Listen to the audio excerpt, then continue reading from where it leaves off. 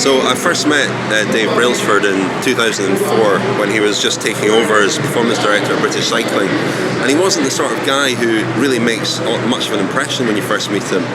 He's not very comfortable with small talk or with any kind of inquiries about a hinterland beyond cycling. He can't really conceive of people who have a life beyond their job and beyond getting the most out of the cycling teams that he runs. For the ebook for 90 minutes, I wanted to try and have a look at the workings of Dave Brailsford's mind, because he's not a coach, he's really a manager. He's described himself as an orchestra conductor.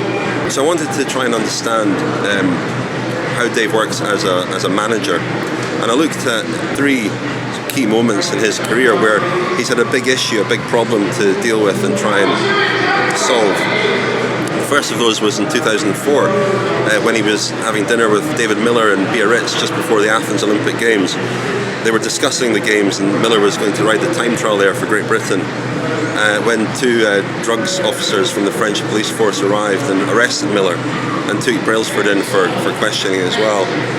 And Brailsford was urged at that time to return home immediately.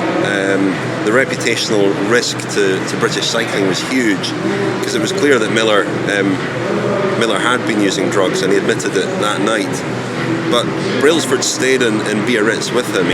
He also flew out Steve Peters, the psychiatrist, at his own expense to spend a few days with Miller and really help him. He recognised that Miller was vulnerable and that he felt he had a duty of care to him. But it was one of those incidents where he has put everything else to one side and really focused on a big problem that he prioritised over all else. The second incident was with Victoria Pendleton. Alistair Campbell said that he remembers a phone call from Brailsford at one point asking him for advice about his experience dealing with the Northern Ireland peace process. And he compared the situation with Victoria Pendleton and the coaches. There was a standoff between them. Both sides were very entrenched in their views and unwilling to compromise. And Brailsford sought parallels in the Northern Ireland peace process for how he could bring these two parties together.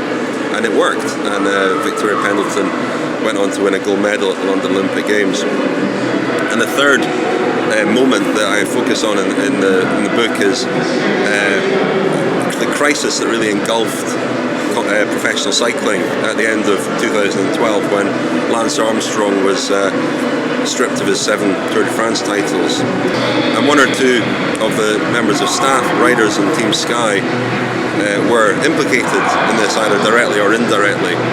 And Brailsford, I think, felt that there was a danger that the whole sport was going down the pan.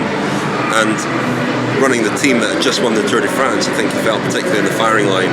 The zero tolerance policy was controversial and perhaps hadn't been as rigorously implemented in the first place as it should have been. And this was a key moment, and I think Brailsford saw it as a key test of his leadership. And I know that for one day in October, he locked himself away, turned his phone off, which is very unlike him, and just spent the day thinking and reflecting on what was happening and what kind of direction they should take.